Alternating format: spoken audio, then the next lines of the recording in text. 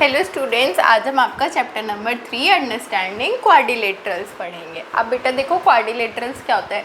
जैसे हमें यहाँ पे ये दे रखे हैं सारे एग्जांपल्स, ये क्या हैं, हमारे सारे क्वाड्रिलेटरल्स हैं। मतलब एक बंद शेप जो ना स्क्वायर हो, ना रेक्टेंगल हो, ना ट्राइंगल हो, मतलब सबका मिक्स हो, वो हमारा क्या होता है, क्वाड्रिलेटरल होता है। The line segment forming a polygon are called as sides. जो लाइन सेगमेंट होती है ना, जो एक चीज़ को बनाती हैं, वो हमारी क्या होती हैं, साइड्स होती हैं। ठीक है। Meeting points of the pair sides is called vertex. अब इनका जो मीटिंग पॉइंट होता है, मतलब कि ये वाला पॉइंट, ये वाला पॉइंट, ये वाला पॉइंट, ये वाला पॉइंट, ये हमारी वर्टेक्स होती हैं। और डायगोनल क्या होता है, line segment form by joining not adjacent words. ये देखो नॉट एडजेसेंट, ये हमारी क्या होती हैं, डायगोनल्स होती है। अब आपको इतना समझ आया। चलो तो आगे बढ़ते हैं। रेगुलर पॉलीगन्स दे रखे हैं ये हमें सारे। ये रहे ट्राइंगल, इक्विलेटरल ट्राइंगल, स्क्वायर, ये हमारे रेगुलर पॉलीगन है। ये रोम्बस की तरह दिखते हैं, रेक्टेंगल, रोम्बस, ये सब हमारे नॉर्मल है। अब ये बताना है गिवन आर सम फिगर्स।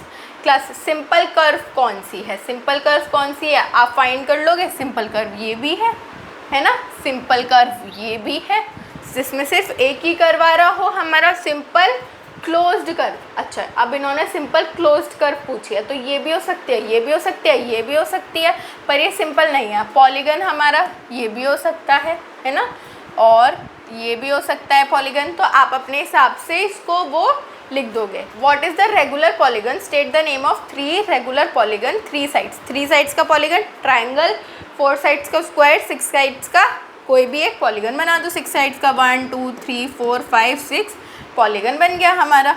चलो नेक्स्ट एक्सरसाइज पे आए।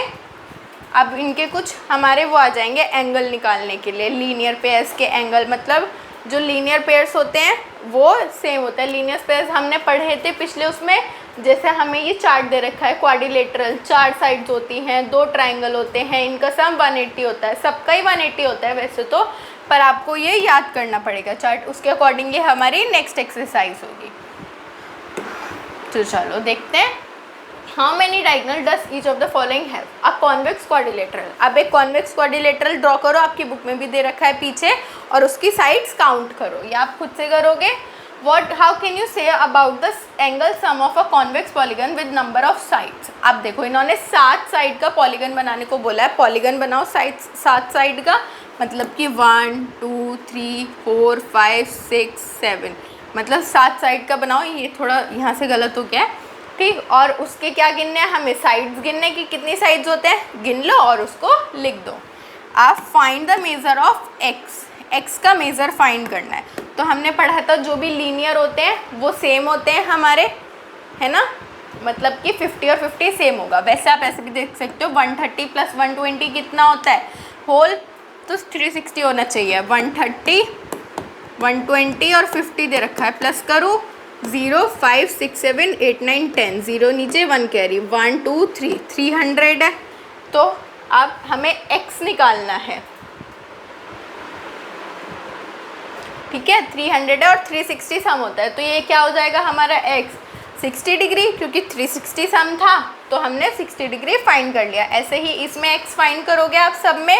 Look at the figure, plus x + y + z, तो z हमारा क्या है 90 90, ये दोनों लीनियर पेयर हैं तो x भी 90 हो गया। एक हमारे पास आ गया, ये दोनों लीनियर पेयर है 30, और y लीनियर पेयर है 30 आ गया। 90 30 कितना हुआ 120, और 120 - 180 कितना है हमारे पास 60, तो हमारा z कितना निकल के आ गया 60 डिग्री। ऐसे ही आप, और फिर ये जो तीनों निकल के आए 60 90 30 प्लस करके 180 शो कर दोगे। सिंपल। इसमें भी x की वैल्यू फाइंड करनी है। इंटीरियर एंगल हमारे पास लीनियर पेयर्स हैं तो सेम आएगा आंसर, ठीक है, हो जाएगा। इसमें सब में आपको पॉलीगन बनाना है, किसी में साइड्स बतानी है, किसी में डायगोनल्स बनाने हैं।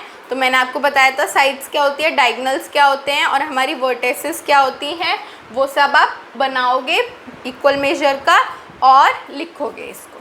चलो अब आगे पढ़ते हैं, क्वाड्रिलेटरल पे आ जाते हैं।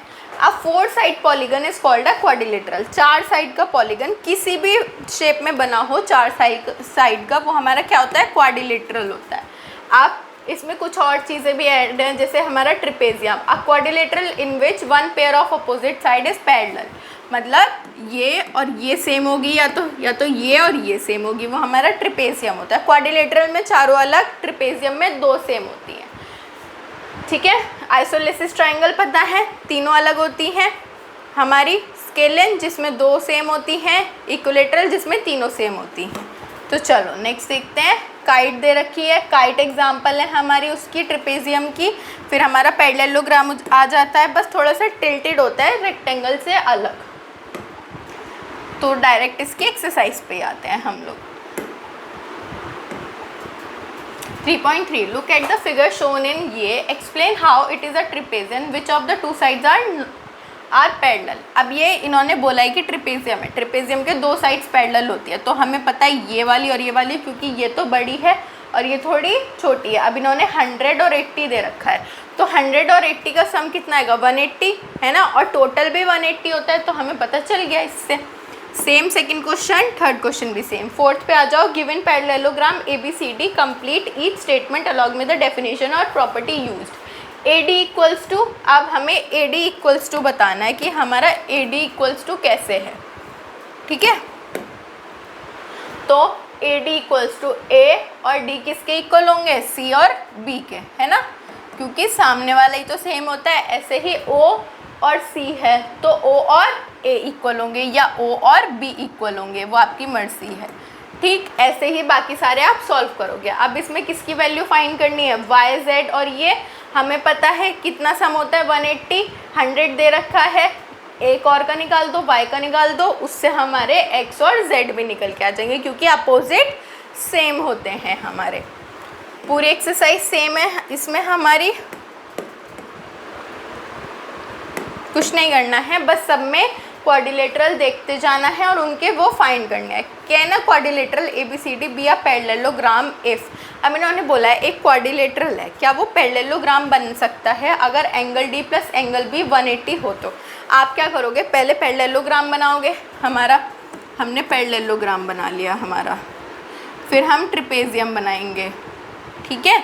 आप इनके एंगल सेम मेज़र करेंगे, ठीक, और फिर फाइंड करेंगे, अगर आ रहा है तो हाँ है, नहीं आ रहा तो नहीं है। ये बाकी के दोनों क्वेश्चन भी सेम है, ठीक है, सब सेम है, इसमें ऑलमोस्ट सारे क्वेश्चन सेम है। किसी में हमें वैल्यू निकालनी है और किसी में हमें एंगल्स फाइंड करने हैं, हो जाएगी। चलो नेक्स्ट एक्सरसाइज देखते हैं हम हमारी। अब इसमें प्रॉपर्टीज़ लग रही हैं अलग अलग, स्क्वायर में, रेक्टेंगल में, इन सब में। चलो 3.4 पे आते हैं। ट्रू फॉल्स, वैसे तो आप पीछे से देख के करोगे। ऑल रेक्टेंगल्स आर स्क्वायर, क्या रेक्टेंगल कभी स्क्वायर हो सकता है, तो नहीं हो सकता, क्योंकि स्क्वायर की तो चारों साइड इक्वल होती है और रेक्टेंगल की सिर्फ 2 साइड इक्वल होती है, तो फॉल्स है। Identify all the quadrilaterals that have 4 sides of equal length, हमें आइडेंटिफाई करना है क्वाड्रिलेटरल को जिसके पास 4 साइड्स ऑफ इक्वल लेंथ हो। तो बना दोगे, simple. Explain how a square is a quadrilateral, square quadrilateral कैसे हो सकता है, क्योंकि क्वाड्रिलेटरल में क्या होता है, चारों साइड वो होती हैं हमारी इक्वल, है ना, उसकी फॉर्म में ही तो होती है स्क्वायर। या फिर आप ये भी बोल सकते हो कि इनका जो मेजर होता है ना वो सेम होता है, मतलब 180 और 180 होता है। सारे क्वेश्चन सेम है, पढ़ते जाओ और करते जाओ, इसमें कुछ हार्ड एंड फास्ट नहीं है। चलो अब 8th क्वेश्चन बताती हूँ मैं आपको। In this figure a rhombus is इतने फाइंड, क्या फाइंड करना है, एंगल CAB, CA और B फाइंड करना है हमें। एक हमें पता है यहाँ पे 40 डिग्री दे रखा है, तो क्या लीनियर पेयर से ये सेम नहीं हो सकता, 40-40 नहीं हो सकता, या 50 नहीं हो सकता, ये बताओ। तो हम फाइंड आउट कर देंगे, निकाल देंगे, अपनी प्रॉपर्टी लगाएंगे और फाइंड कर देंगे। इसमें भी सेम हमें फाइंड करना है, ये एंगल मेजर करो अपने D से कितना आ रहा है और फिर फाइंड कर दो कि ये कितना है। वैसे ये ट्राइंगल राइट एंगल है, B हमारा 90 डिग्री आएगा, ठीक है, तो आप फाइंड कर दोगे इसको। यहाँ पे हमारा चैप्टर फिनिश होता है। Thank you.